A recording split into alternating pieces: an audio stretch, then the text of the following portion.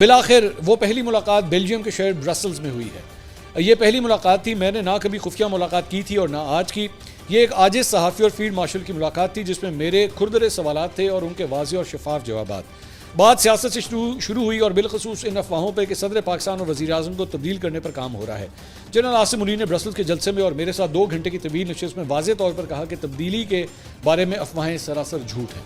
So this is point number 1، آپ note کرتے جائیے گا۔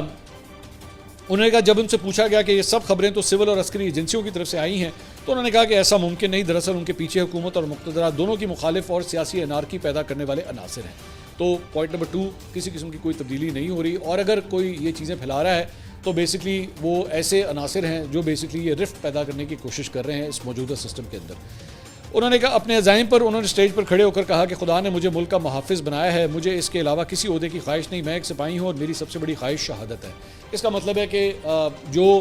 آپ کو یاد ہوگا کہ ہم نے سہیل بڑائی صاحب سے ایکچولی یہ سوال اس وقت کیا تھا پوڈ کاسٹ میں نے ان سے کہا تھا کہ جی یہ خبریں آ رہی ہیں کہ ان کو صدر کا عہدہ چاہیے یا وہ جانا چاہتے ہیں، اس میں کس حد تک سچائی ہے؟ تو اس وقت انہوں نے سہیل بڑائی صاحب نے اس وقت یہ بات کی تھی کہ جناب یہ کچھ لوگ کچھ عناصر جو ہیں ان کو سجیشنز دیتے ہیں، نصیحت کرتے ہیں، مشورہ دیتے ہیں، لیکن ایسی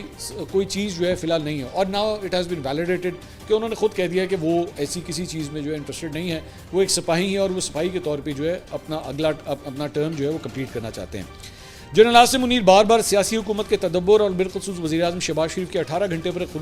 خلوص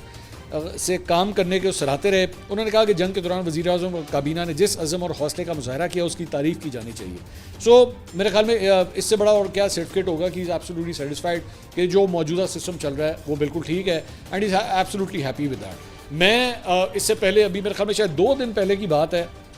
میں نے پتہ نہیں کیا کوئی ریفرنس تھا، مجھے خبر یاد نہیں آ رہی، جس میں کہا گیا تھا کہ جناب اسٹیبلشمنٹ جو ہے وہ بڑے پریشر میں ہے۔ تو میں نے اسی وقت بات کی تھی کہ جناب مجھے تو فی الحال کسی قسم کا کوئی رفٹ جو ہے مجھے نظر نہیں آ رہا، اور مجھے تو سب کچھ فی الحال ٹھیک ہی لگ رہا ہے، مجھے تو کوئی پرابلمٹک سچویشن جو ہے وہ نظر نہیں آ رہی۔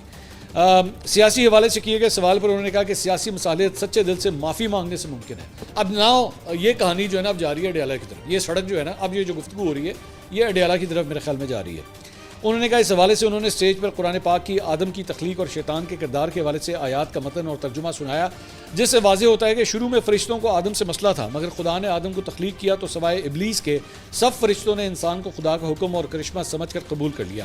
گویا معافی مانگنے والے فرشتے رہے اور معافی نہ مانگنے والا شیطان بن گیا۔ اب معافی کون نہیں مانگ رہا اور کس کو شیطان سے تشبیہ دی گئی ہے، یہ میرے خیال میں آپ خود ہی اس کو ڈیکوڈ کر لیں۔ میں کہوں گا تو کچھ لوگ ناراض ہو جائیں گے، میری جو عقل ہے وہ تو مجھے یہی بتا رہی ہے کہ جناب اس کا اشارہ بھی اڈیالہ کی طرف ہی ہے۔